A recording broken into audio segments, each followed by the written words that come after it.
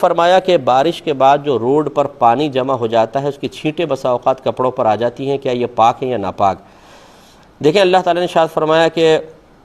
وَالَّذِي خَلَقَ لَكُم مَّا فِي الْأَرْضِ جَمِيعًا، اللہ تعالیٰ وہ ذات ہے جس نے زمین پر جو کچھ ہے سب کا سب تمہارے نفع کے لیے پیدا کیا ہے،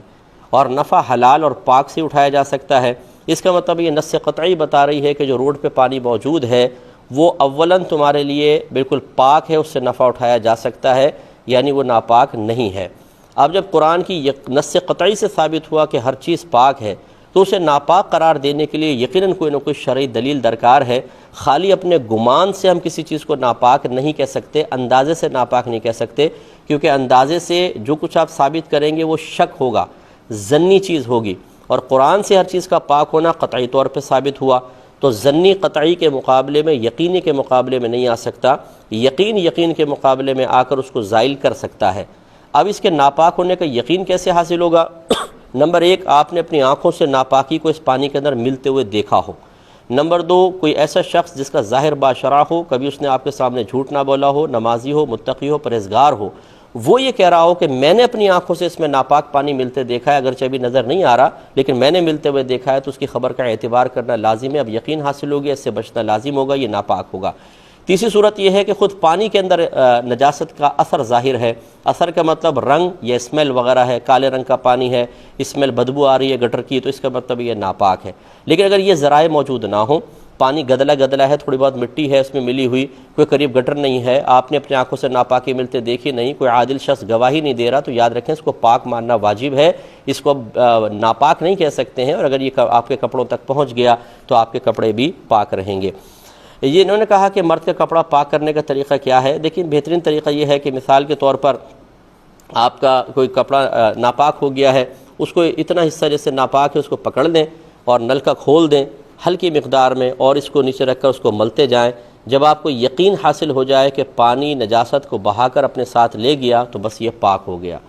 پوری شلوار پر یا پینٹ پر جتنے حصے پہ نجاست ہے اتنا حصہ ناپاک ہوتا ہے، باقی کپڑا پاک ہوتا ہے۔ اگرچہ ہم یہ پورا کہہ دیتے ہیں یہ شلوار ناپاک ہو گئی، یہ پینٹ ناپاک ہو گئی، لیکن پوری کا پورا نہیں ہوتا، جہاں گندگی اور نجاست موجود ہے فقط اتنا حصہ ناپاک ہوتا ہے۔ تو اگر آپ کو نجاست کا پتہ ہے کہ اس جگہ ہے تو اس طریقے سے اس کو نلکے کے نیچے آپ پاک کر لیں۔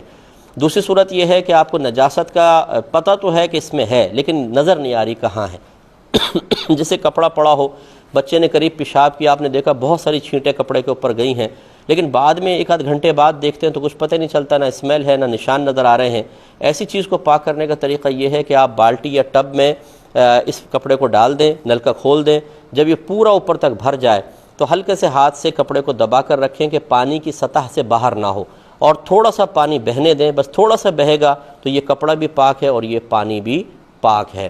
تیسری صورت ایسی ہوتی ہے کہ ایک آپ کو پتہ ہے کہ نجاست یہاں لگی ہوئی ہے لیکن آپ کے پاس مسلسل پانی بہانے کا کوئی ذریعہ نہیں ہے۔ مثال کے طور پہ ایک ٹب میں تھوڑا سا پانی آپ ڈبے سے اس کے اوپر ڈالیں گے اس طرح، تو جب ڈال کے چکیں گے تو دھار منقطع ہو جائے گی۔ اس میں یہ ہوتا ہے کہ جو سوکھی ہوئی جگہ ہے وہ آہستہ نمی کو سک کرتی ہے، تو جتنا یہ ناپاک حصے کے اوپر پانی لگا ہے اس کو وہ اوپر کو چڑھے گا تو اوپر کا حصہ بھی ناپاک ہوتا جاتا ہے۔ اس میں یہ کرتے ہیں کہ 3 بار دھوئیں گے اور 3 بار پوری طاقت کے ساتھ نچوڑیں گے۔ مثلا ایک بار آپ پانی ڈالیں، اس کو ملتے جائیں، پھر ہٹا لیں، اس کو پوری طاقت سے نچوڑیں کہ مزید نہ نچوڑے۔ اب اس کو رکھیں، پہلے اپنے ہاتھ دھوئیں، پھر اس کو پکڑیں، دوبارہ اس کے اوپر پانی ڈالیں، پھر پوری طاقت سے نچوڑیں کہ مزید قطرہ نہ نکلے، پھر اس کو علیحدہ رکھیں، اس جگہ نہیں رکھ دیجیے گا یہ ناپاک ہے۔ پھر دوبارہ ہاتھ دھوئیں دوسری مرتبہ، پھر تیسری مرتبہ پانی ڈالیں، پھر پوری طاقت کے ساتھ نچوڑیں۔ جب یہ تیسری دفعہ آپ نچوڑیں گے، اب اگرچہ اس میں نمی تھوڑی بہت موجود ہے لیکن قطرات آنا جب موقوف ہوں گے تو یہ کپڑا آپ کے حق میں پاک ہوگا۔ لیکن یہ نچوڑنے والے طریقے سے جو اپنی طاقت استعمال کرتا ہے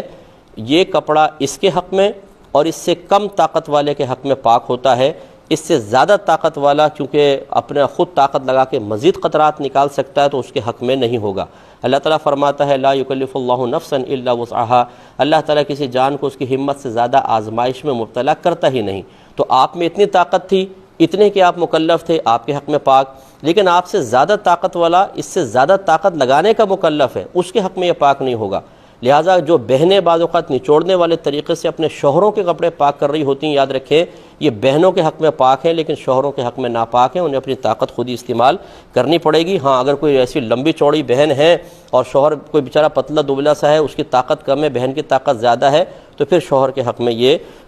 ہو جائے گا۔ باقی یہ